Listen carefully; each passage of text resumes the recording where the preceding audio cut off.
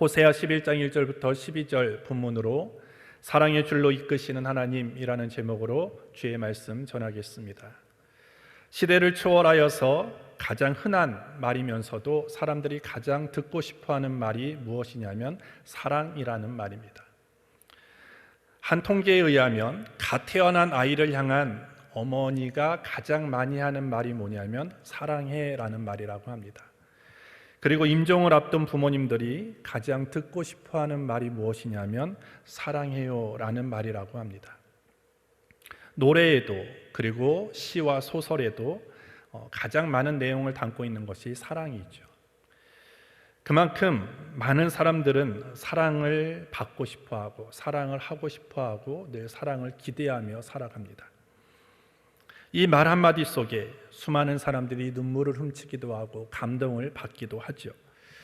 그런데 참 이상한 것은 뭐냐면 이렇게 사랑이라는 말이 우리 주위에 많이 넘치지만 사람들은 여전히 이 사랑에 목말라 하고 있다는 것입니다. 왜 그럴까? 그것은 우리가 하는 이 모든 사랑이 불완전한 사랑이기 때문입니다. 온전한 사랑이 아니죠. 뭔가 한계가 있고 뭔가 부족한 사랑을 하고 있기 때문에 사랑이라는 말은 우리 주변에 넘치지만 늘 사람들은 그 사랑에 갈급해하고 있다는 것입니다. 오늘 저와 여러분들이 함께 볼 이 호세아 11장 1절부터 11절 말씀은 하나님께서 우리를 향한 러브스토리라고 얘기할 수 있습니다.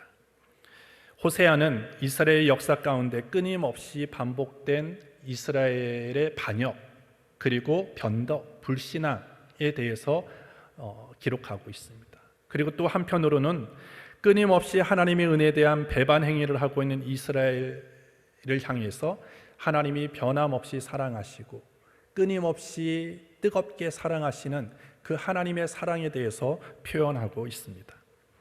우리가 잘 알고 있듯이 호세아 1장부터 3장까지는 정절을 지키지 않는 아내를 끝까지 사랑하는 그런 남편의 사랑으로 하나님의 사랑을 표현하고 있습니다.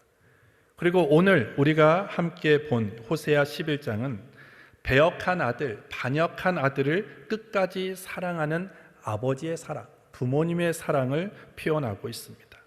결국 호세아가 1장부터 끝장까지 얘기하는 것은 무엇입니까?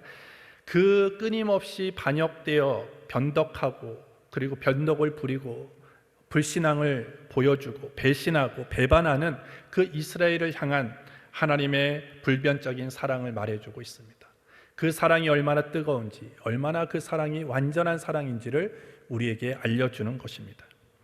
오늘 말씀을 통하여 우리를 향한 하나님의 사랑이 또 얼만큼 뜨거운지, 그리고 하나님의 사랑은 우리의 사랑과 무엇이 다른지, 그리고 하나님은 여전히 우리를 사랑하신다는 것을 우리가 다시 한번 깨달을 수 있는 시간이 되기를 바랍니다. 그 사랑을 영접하고 우리도 하나님을 더 뜨겁게 사랑하는 삶이 되기를 예수님의 이름으로 축복합니다.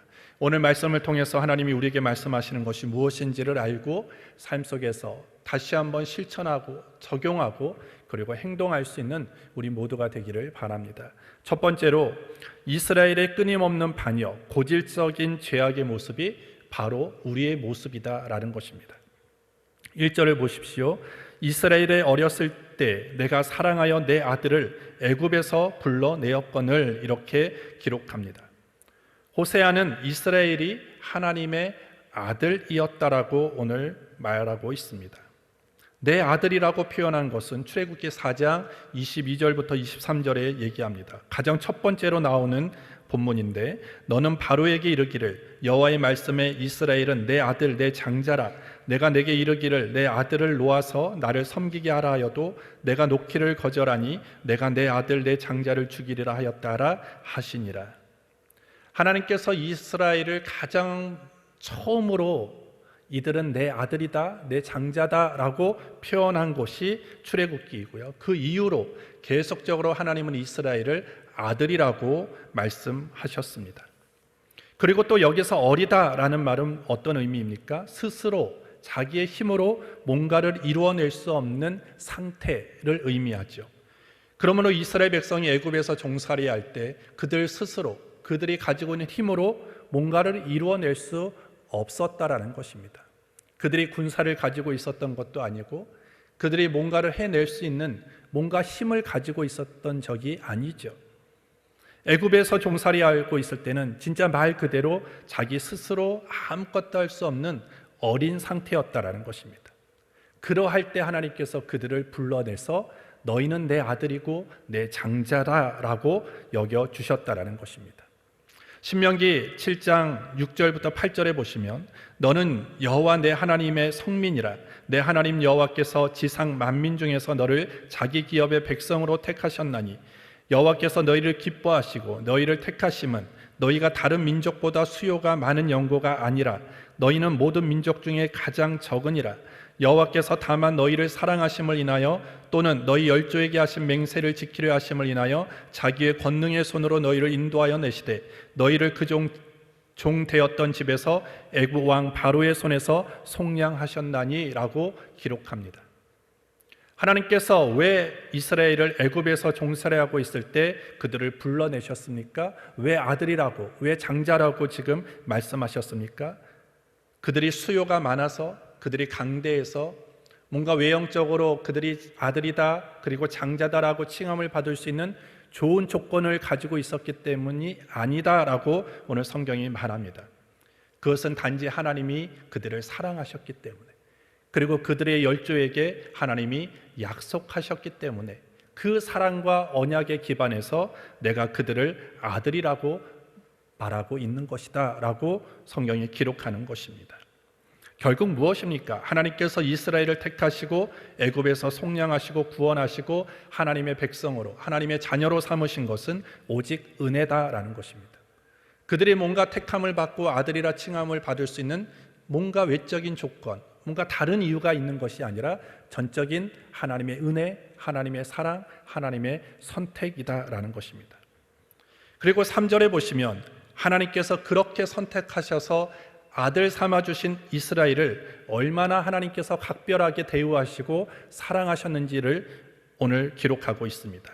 3절부터 4절을 보시면 그러나 내가 에브라임에게 걸음을 가르치고 내 팔로 안을지라도 내가 저희를 고치는 줄을 저희가 알지 못하였도다. 내가 사람의 줄, 곧 사랑의 줄로 저희를 이끌었고 저희에게 대하여 그 목에서 멍에를 벗기는 자 같이 되었으며 저희 앞에 먹을 것을 두었었노라. 하나님께서 아들 삼은 이 이스라엘을 어떻게 사랑하셨습니까? 걸음을 가르쳤대요. 그리고 팔로 안으셨다라고 얘기를 합니다. 그리고 사랑의 줄로 그들을 인도하고 그들의 앞에 먹을 것을 주었다라고 성경이 기록합니다.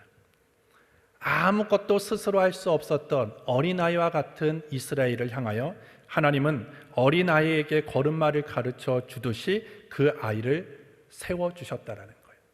혼자 독립할 수 있도록, 혼자 서갈 수 있도록 걸음마를 가르쳐 주셨고, 또한 그 아기를 품에 안듯이 특별한 사랑으로 이스라엘을 보살펴 주시고 가르쳐 주셨다는 것.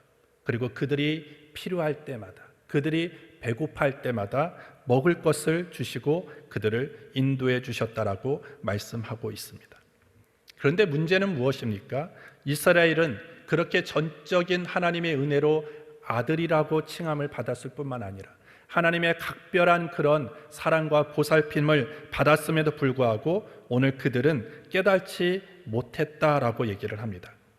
그리고 그들은 하나님이 그들을 부르면 부를수록 그들은 점점 하나님을 멀리하고 바알에게 제사하고 우상 숭배했다라고 말하고 있습니다. 2절부터 3절에 보시면 선지자들이 저희를 부를수록 저희가 점점 멀리하고 바알들에게 제사하며 아로새긴 우상 앞에서 분향하였느니라.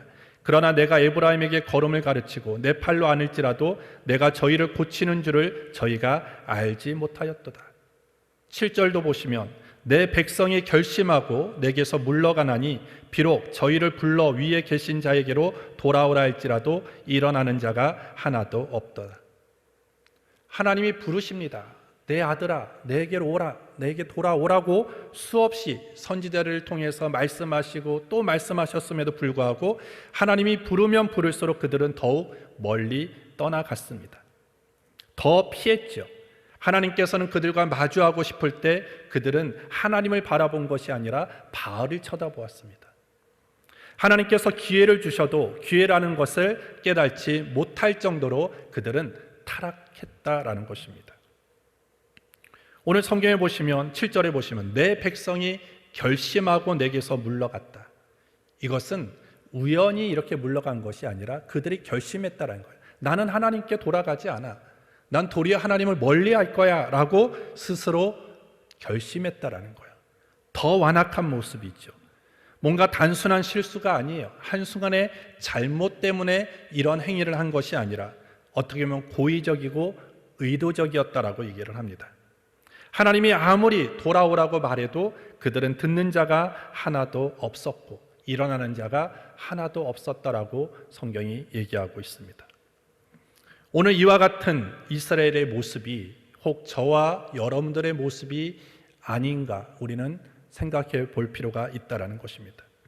오늘 저와 여러분들이 하나님의 자녀가 된 것은 어떻게 된 것입니까? 마찬가지로 하나님의 은혜입니다. 하나님의 전적인 사랑하심이죠. 우리가 뭔가 공로와 뭔가 택함 받을 수 있는 뭔가 업적과 뭔가 잘한 것이 하나도 없습니다. 주님 앞에 내놓을 수 있는 것, 뭔가 좋은 것은 아무것도 없지요. 죄악과 허물된 모습밖에 내놓을 수 없습니다. 그럼에도 불구하고 하나님이 오늘 이스라엘을 선택하셔서 아들 삼아주셨듯이 저와 여러분들을 하나님의 전적인 은혜로 자녀 삼아주시고 아들이라고 오늘 칭해 주셨다는 것입니다. 그리고 각별히 오늘 이스라엘을 걸음마를 가르치고 사랑의 손길로 안아주시고 날마다 먹을 것을 그들 앞에 놓아주셨듯이 오늘 우리의 삶을 그와 같이 인도해 주시고 보호해 주십니다. 그런데 오늘 우리의 모습은 어떠합니까? 오늘 이스라엘이 하나님을 향하여 오늘 보여줬던 모습, 이 모습이 우리의 모습일 때가 너무나 많다라는 것입니다. 하나님은 우리를 만나고자 하는데 우리는 하나님을 향하여 가지 않습니다.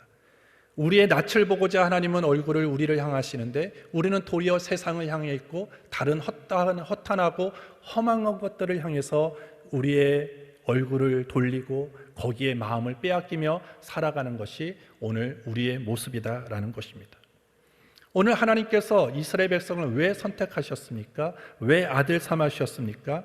그들을 그렇게 살으라고 그런 방탕하면서 죄악에 발을 딛고 살라고 그렇게 선택한 것이 아닙니다. 하나님께서 이스라엘 백성을 자녀 삼으신 이유는 세상의 쾌락과 욕심을 따라 살아가는 것이 아니라 하나님 사랑하며 하나님의 뜻대로 살기를 원하셨습니다. 돈보다 더 하나님의 말씀 앞에 정말로 그것을 중요하게 여기며 살아가는 것을 하나님이 원하셨어요. 약한 사람들을 위해 군림하기보다는 약한 사람을 돕고 그들을 봉사하며 살아가기 위해서 하나님이 그들을 선택하셨음에도 불구하고 그들이 지금 보여주고 있는 행위, 그들의 삶의 모습은 하나님이 원하셨던 뜻과는 정반대되는 모습을 보여주고 있습니다. 오늘 하나님께서 저와 여러분들을 왜 선택하셨습니까? 은혜로 우리를 하나님의 자녀 삼아 주셨는데 아들이라고 칭함을 받았는데 왜 하나님이 저와 여러분들을 선택했습니까? 마찬가지입니다. 이 땅에서 빛과 소금이 되라고 우리를 선택한 것입니다. 구별되게, 거룩하게, 정직하게 그리고 하나님의 형상을 닮은 인간답게 살으라고 하나님이 저와 여러분들을 선택해 주셨지만 우리는 거룩하지도 않고 성결하지도 않고 하나님의 형상을 닮아 창조된 하나님의 자녀다운 모습을 전혀 찾아볼 수 없을 정도로 우리의 마음과 생각과 모든 것들이 타락한 상태로 지금 우리는 살아가고 있다는 것입니다. 다시 한번 우리는 내 삶을 되돌아봐야 됩니다. 하나님이 나를 선택하시고 나를 자녀 삼아주신 그 목적에 부합하며 살아가고 있는지, 나는 그러한 은혜로 살아가고 있는지를 우리는 다시 한번 점검해 봐야 한다는 것입니다. 오늘 하나님을 거역하고 바알을 예배하고 그리고 다른 신을 섬긴 이스라엘은 결과적으로 어떻게 되었습니까? 5절부터 6절에 보시면 저희가 애굽 땅으로 다시 가지 못하겠거늘 내게 돌아오기를 싫어하니 아수르 사람이 그 임금이 될 것이라. 칼이 저희의 성읍들을 치며 빗장을 깨트려 없이 하리니 이는 저희의 계책을 인함이니라. 그들이 하나님의 말씀에 순종하지 않았던 이유가 뭐겠습니까? 아마 세상이 더 즐거워 보였을 거예요. 하나님 말씀 없이 살아가는 사람, 그들이 어떤 뭔가 진노와 심판 없이 잘 살아가는 모습을 보면서 나도 괜찮거니 라고 하며 살아갔을 것입니다. 근데 어떻게 되었습니까? 그들이 원했던 대로 멋진 삶을 살았습니까? 그렇지 않죠. 그들이 하나님을 떠나고 하나님을 멀리하자 그들에게 찾아온 것이 있어요. 칼이라는 것입니다. 오늘 칼은 주변 나라의 공격을 의미하는 것이죠. 그리고 애굽 땅에서 나와서 그들이 아무것도 없을 때는 하나님이 그들을 보호하시고 그들과 함께 하실 때에는 모든 나라가 이스라엘을 두려워했습니다. 하지만 하나님을 떠난 지금 뭔가 애굽을 의지하고 아수를 의지하고자 했을 이 이스라엘은 어떻게 됩니까? 하나님을 떠났더니 뭔가 주변 나라의 공격을 받고 있습니다. 주변의 나라들이 이스라엘을 완전히 농락하고 있다는 것입니다. 이것이 하나님을 버리고 우상을 섬긴 이스라엘의 결과인 것입니다. 하나님의 버린 결과가 이렇게 비참함에도 불구하고 이스라엘은 어떡합니까? 끝내 자기를 돌이키지 않죠. 계속적으로 하나님을 멀리하고 있는 것입니다. 하나님이 그토록 돌아오라고, 회개하라고, 너희가 살 수 있는 길은 나에게로 돌아오는 것이 밖에 없다라고 수없이 선지자를 통해서 하나님이 말씀하심에도 불구하고 다시 일어서는 자가 없었다라는 것입니다. 오늘 이스라엘 모습이 우리의 모습과 너무나 일치하고 있다라는 것입니다.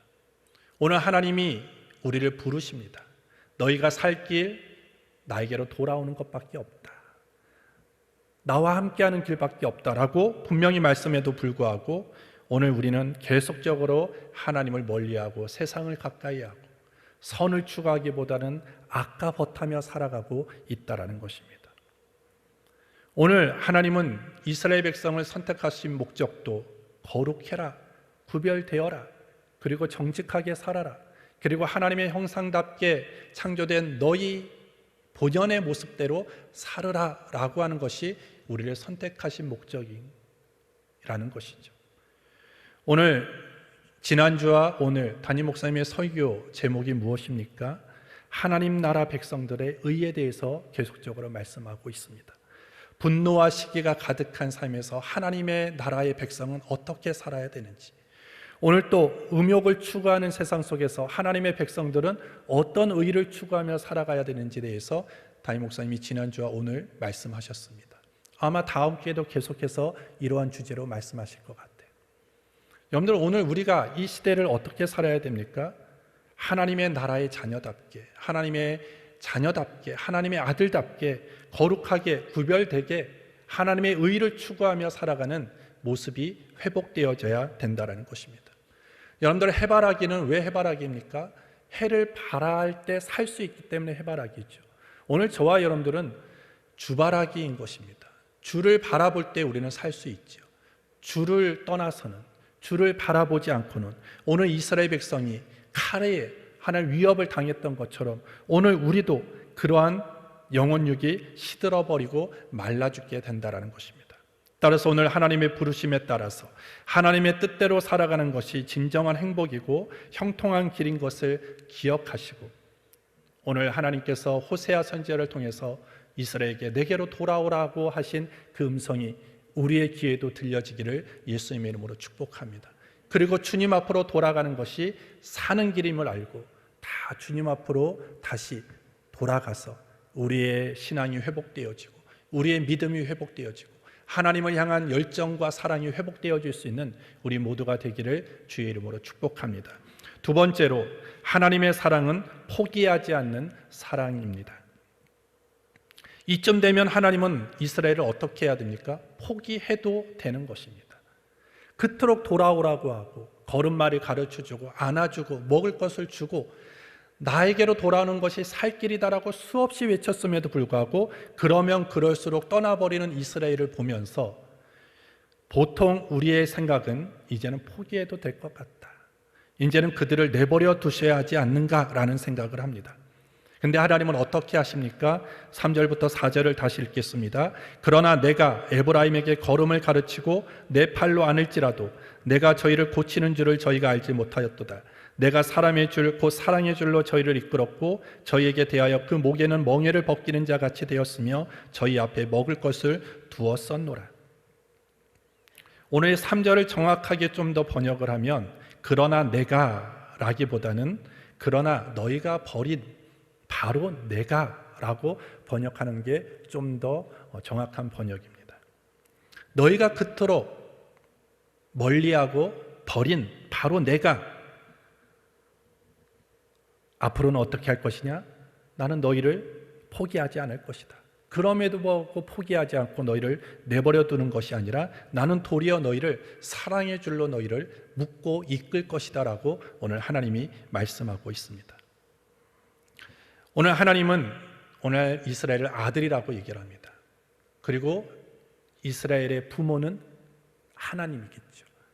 하나님은 지금 부모에 대한 의무 그리고 책임을 다하고자 한 것이다 라는 것이죠. 오늘 우리가 자녀들이 말 안 듣는다고 자녀들을 포기합니까? 그렇지 않죠. 자녀들이 돌아오지 않는다고 그 자녀를 완전히 포기하고 내버려 둡니까? 그렇지 않습니다.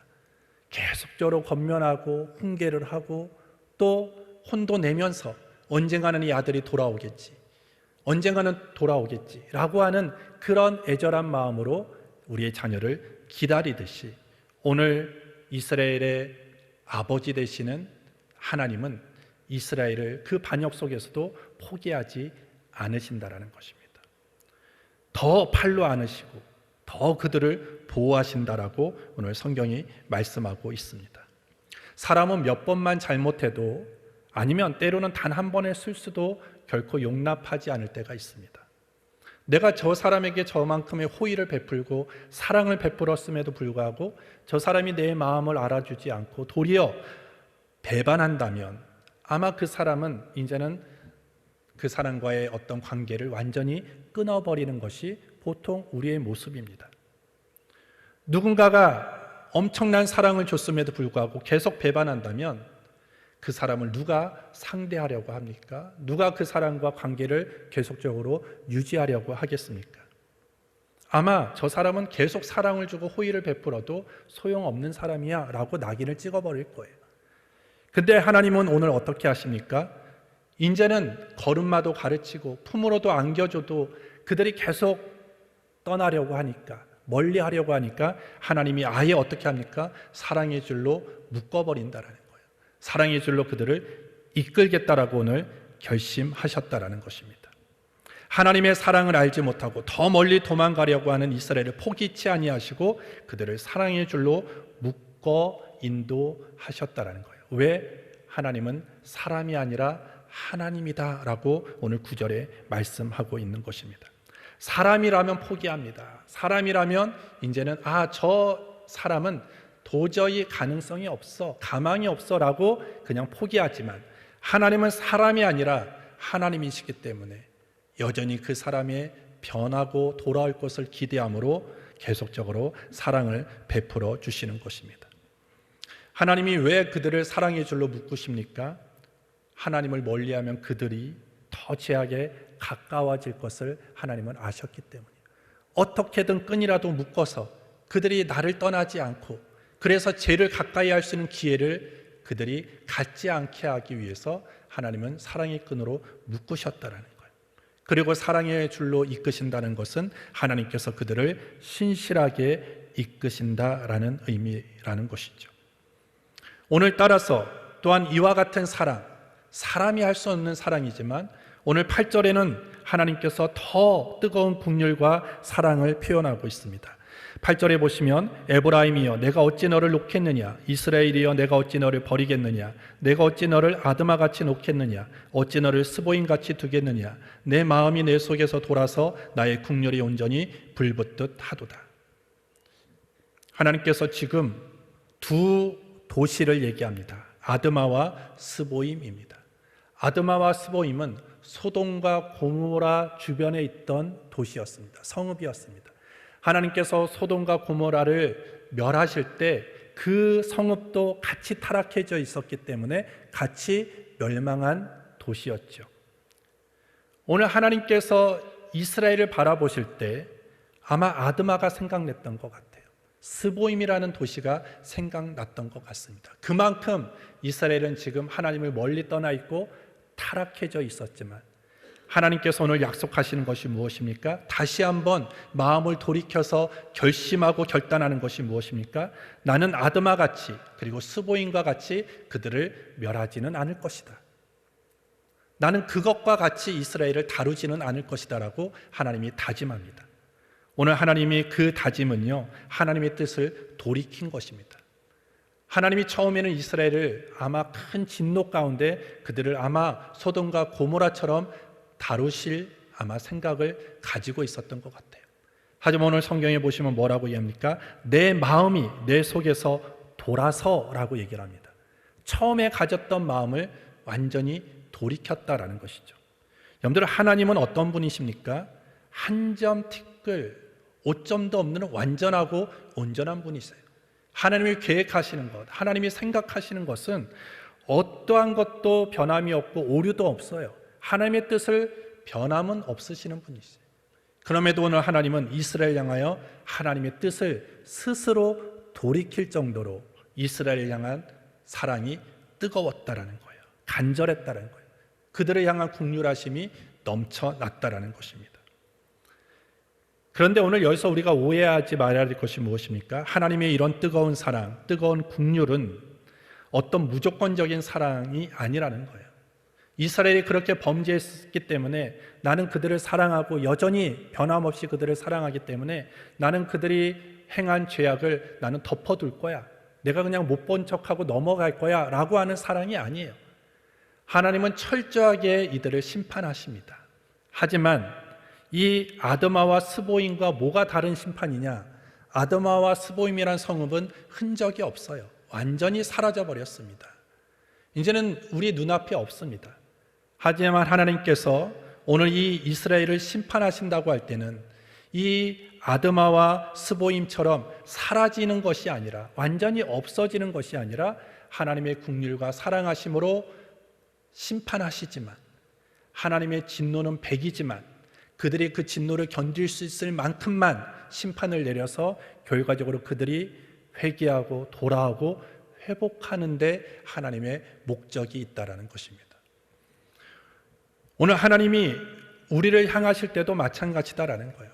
하나님이 우리가 범하는 모든 행위와 모든 잘못된 것들을 그냥 간과하거나 그냥 허용하거나 넘어가시지는 않아요. 하나님이 거기에 대한 하나님의 진노를 바라시고 분명히 거기에 대한 책임을 물으십니다. 하지만 그 책임을 물으실 때는 이와 같은 완전히 멸망, 사라지기 위해서 내리시는 그런 심판이 아니라 우리가 그 심판을 통해서, 하나님의 징벌을 통해서 우리의 잘못됨을 깨닫고 회개하고 다시 하나님께로 돌아오기를 원하는 그 기대를 가지고 내리시는 사랑의 심판이다라는 것입니다. 오늘 이스라엘은 그것을 지금 놓치고 있다는 것입니다. 그런데 오늘 하나님은 여전히 그들에게 가능성을 부여하시죠. 11절에 보시면 저희가 애굽에서부터 새같이 아수르에서부터 비둘기같이 떨며 오리니 내가 저희로 각 집에 머물게 하리라. 나 여호와의 말이니라. 하나님은 여전히 하나님의 뜻을 이해하지 못하고 내가 다시 회개하겠습니다 일어나는 한 사람도 없는 이스라엘이지만 오늘 그들이 애굽을 통해서 하나님이 징계를 내리시고 아수르를 통해서 하나님이 심판을 하실 때 그들이 거기서 깨닫고 그들이 새같이 비둘기같이 떨며 하나님 앞에 돌아올 때가 있을 것이다라는 그런 여전히 기대를 갖고 계시다라는 것입니다. 오늘 그만큼 하나님의 사랑은 우리가 측량할 수 없을 정도로 무한한 사랑, 그리고 영원한 사랑, 그리고 뜨거운 사랑을 우리에게 보여주고 있다는 것입니다. 우리의 인간의 논리로, 우리의 경험치로 설명할 수 있는 사랑이 아니라는 것입니다. 따라서 우리는 내가 지금 하나님으로부터 받고 있는 사랑이 이와 같은 사랑이다라는 것입니다. 여러분들 솔직히 얘기하면 우리는 매일매일 같이 죄를 짓습니다. 그렇죠? 모든 사람이 죄인이라고 성경이 말씀하고 있는데 저 또한 죄인이에요. 여러분들 제가 한번 하루 일어나서 저녁에 잠들기까지 정말로 내가 지은 죄들을 한번 다 낱낱이 한번 기록해 보면 저는 여기에서 여러분들을 향해서 말씀을 전할 수 없어요. 그만큼 생각으로 여러 가지 마음으로 행동으로 지은 죄가 너무나 많습니다. 그럼에도 불구하고 내가 하나님의 자녀로 또 목회자로서 주의 말씀을 전할 수 있는 이유는 무엇입니까? 하나님이 끊임없이 나를 사랑하시고 나를 덮어주시고 나를 용서해 주시기 때문이다라는 것입니다. 따라서 오늘 우리는 이 하나님의 그 뜨거운 사랑 그리고 열렬한 사랑을 여러분들이 이것을 잘못 사용하면 안 된다는 거예요. 제가 몇 달 전에도 이와 같은 비슷한 하나님의 사랑을 우리가 남용하지 않아야 된다. 함부로 우리가 이것을 함부로 받아들이면 안 된다라는 그런 메시지를 전한 적이 있습니다.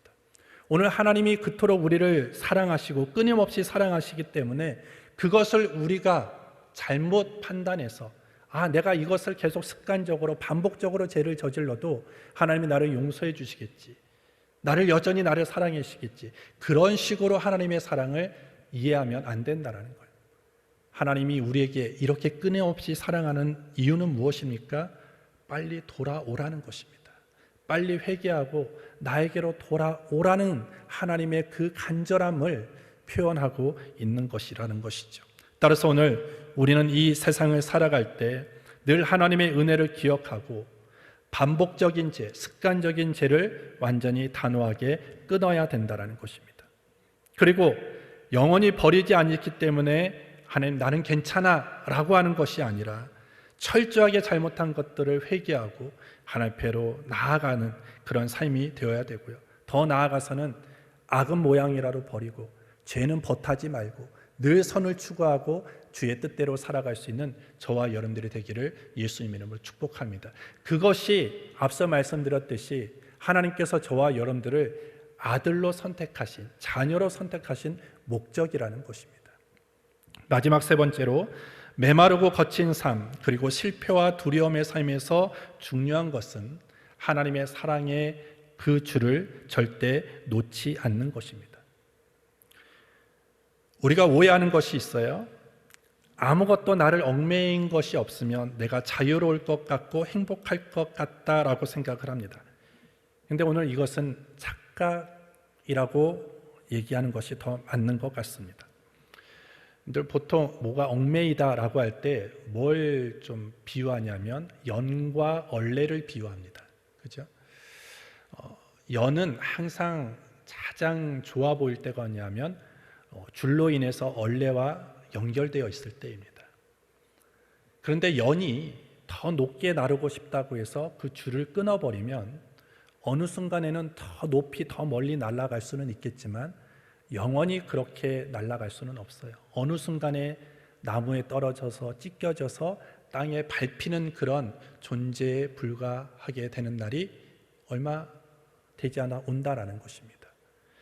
연이 가장 아름답게 나를 수 있는 것은 줄로 연결되어 있을 때예요. 얼레와 줄로 연결되어 있을 때 가장 아름답고 그리고 가장 멋지게 나를 수 있는 그런 시간입니다. 그렇기 때문에 연줄이라는 것은 연에 있어서 속박의 줄이 아니라 생명의 줄이고 축복의 줄이라고 얘기할 수 있어요. 줄만 없으면 더 멀리, 더 높이 나를 수 있는데 그게 아니라는 거예요. 줄로 연결되어 있을 때 연은 계속 나를 수 있게 되어지는 것이죠. 호세아 11장에서 하나님이 우리에게 말씀하시는 것이 무엇입니까? 너희의 생명의 줄이 뭔 줄 아느냐? 너희의 축복의 줄이 뭔 줄 아느냐? 내가 너희에게 묶어두었던 사랑의 줄이라는 것입니다. 그 사랑의 줄이 때로는 나를 얽매여서 나를 불편하게 만들고 나를 힘들게 만들 것처럼 느껴질 때가 있어요. 앞서 말씀드렸듯이 이 세상 속에서 거룩하게 살아간다는 것, 성결하게 살아간다는 것, 정직하게 살아간다는 것, 하나님의 형상을 닮은 존재로서 그 합당하게 살아간다는 것이 쉽지 않거든요. 얼마나 어렵습니까? 근데 사랑의 줄로 엮는다는 것은 그렇게 살아가야 된다는 건데 그 끈을 끊어버리면 나는 내 마음대로, 내 생각대로, 내 소견대로 얼마든지 살아갈 수 있다고 생각을 합니다.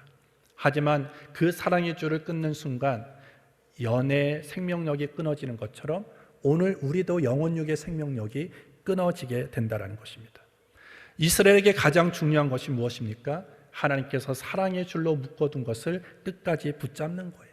사랑의 줄이 느슨해지지 않도록, 사랑의 줄이 정말로 끊어지지 않도록, 약해지지 않도록 계속적으로 그 사랑의 관계가 팽팽한 줄이 되어서 언제나 사랑을 느끼고 경험하는 이스라엘이 되기를 하나님이 원하고 계시다라는 거예요.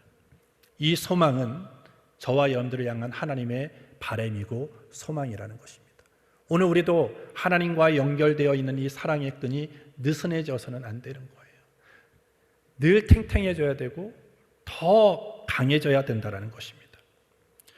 여러분들, 줄은요, 생명줄이라는 임병곤 시인이 쓴 그 시가 있습니다. 거기에 보면 이렇게 얘기를 해요. 번지 점프하는 사람도, 외줄 타는 광대도, 빌딩 유리창을 닦는 인부도 줄 하나에 생명이 달려있지. 세상의 모든 사람은 줄에 매달려 살고 더 든든한 줄을 잡으려고 여기저기 줄을 대고 줄을 찾고 줄을 만들지. 이런 줄 저런 줄, 이 라인 저 라인, 삼겹으로 묶고 오겹으로 동여매고 끊어지지 않는 동아줄 만들려고 하지. 그렇게 믿었던 줄인데 세월이 지나면 낡아지고 썩어져 끊어지는 것을 살다 보면 다 아는 비밀이지. 거친 풍파 많은 세상에서 생명줄 하나 단단히 잡고 살아야지 라고 하는 시입니다. 번지 점프할 때도 줄이 중요합니다. 그리고 높은 고층 빌딩을 유리창을 닦는 사람, 아파트의 외벽에 페인트 칠을 하는 사람에게 가장 중요한 생명줄은 무엇입니까? 그 사람을 지탱하고 있는 줄이라는 거예요. 그 줄이 약해지면 죽습니다. 오늘 사람들은 인생을 살아가면서 줄을 만들려고, 줄을 서려고 했는데 우리가 정말로 끝까지 붙잡아야 될 줄은 이러한 줄이 아니라는 거예요. 하나님이 우리에게 메어주신 사랑의 줄이라는 거예요. 이 사랑의 줄만 견고하면 우리는 어떤 상황 속에서도 우리는 하나님이 나를 지키시고 보호하시고 걸음마를 가르치듯 사랑의 품으로 안아주시듯 날마다 그들에게 양식을 그 앞에 내어주시듯이 우리를 이끌어 주시기 때문에 우리는 부족함이 없는 삶이 될 수 있다라는 것입니다. 여러분들, 우리가 인생을 살아가면서 우리가 믿었던 줄들은 하나하나 다 끊어집니다. 오늘 이 임병곤 시인이 얘기했던 것, 내가 그렇게 믿었던 줄인데 세월이 지나면 낡아지고 썩어져 끊어지는 것을 우리는 다 알고 있지만, 이렇게 얘기하고 있듯이 오늘 우리도 마찬가지예요. 지금 나를 보호해주고 나를 지탱해 줄 수 있는 그 내가 생각하는 그 줄들, 그것이 재물의 줄도 될 수도 있고 권력과 명예의 줄이 될 수도 있고 건강의 줄일 수도 있고 사람의 줄이 될 수도 있어요. 하지만 그것은 세월이 지나면 낡아버려요. 그리고 약해져 버리고 끊어져 버리지만 영원히 견고하게, 영원히 나를 지탱하고 나를 지켜줄 끈은 무엇입니까? 하나님의 사랑의 끈이다라는 거예요. 그 사랑은 여전히 나의 연약함과 나의 부족함 속에서도 나를 포기하지 않고 나를 버리지 않고 나를 지키시고 보호해 주시는 하나님의 사랑의 끈이다라는 것입니다.